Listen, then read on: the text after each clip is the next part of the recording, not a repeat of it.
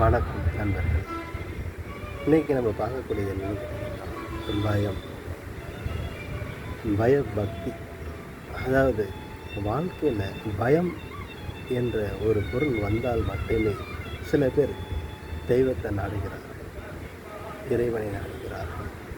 ஏன் எல்லோரும் எல்லா நேரங்களிலும் தெய்வத்தை நாட வேண்டும், இறை அருள் கிடைக்க வேண்டும்.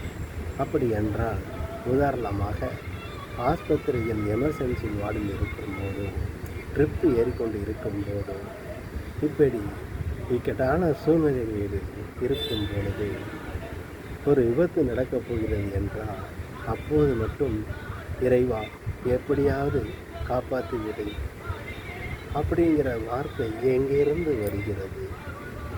அதுபோக மற்றவருக்கு நேரும்போது தன்னுடைய மனதை துடிக்க வேண்டும். ஏன் இந்த உலகில் இது இறை அருள் குறைந்து கொண்டே போகிறது? ஆக இறை அருளை நீங்கள்தான் உயர்த்தி காட்ட வேண்டும். அன்பின் மூலமாகவும் அதை பெருகி காட்ட வேண்டும், நாம் அரவணைக்கும். ஆகவே இறைவனை பிரார்த்திப்பது எந்நேரங்களும் பிரார்த்திக்கலாம். கஷ்டங்கள் சூழ்நிலைகள் வரும்போது மட்டும் இறைவனை பிரார்ப்பதில் எந்த ஒரு பிரயோஜனமும் இல்லை என்பதுதான் கூறுகிறது.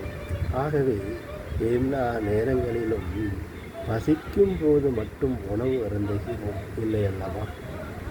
அதுபோல நமக்கு ஒரு பிரச்சனை என்று வரும்போது மட்டும் இறைவனை கூப்பிடுகிறோம்.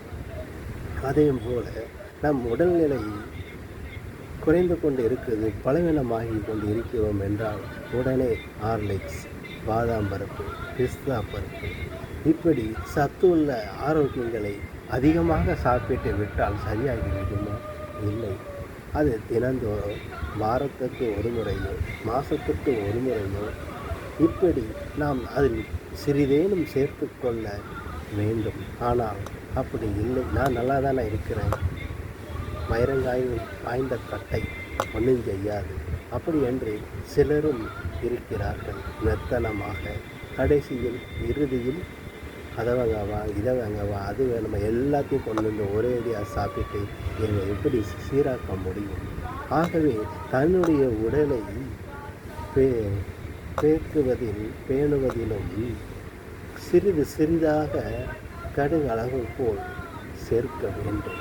குருவி எப்படி அந்த கூட்டை கட்டுகிறது, அதுபோல நம்மளது உடம்பு பெரிதாகி விட்டது.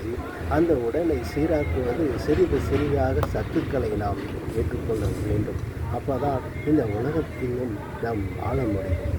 அதுபோல இறைவனையும் அப்பப்போ கூப்பிடுறதை விட எல்லா நேரங்களிலும் இறைவனை பிரார்த்திக்க வேண்டும்.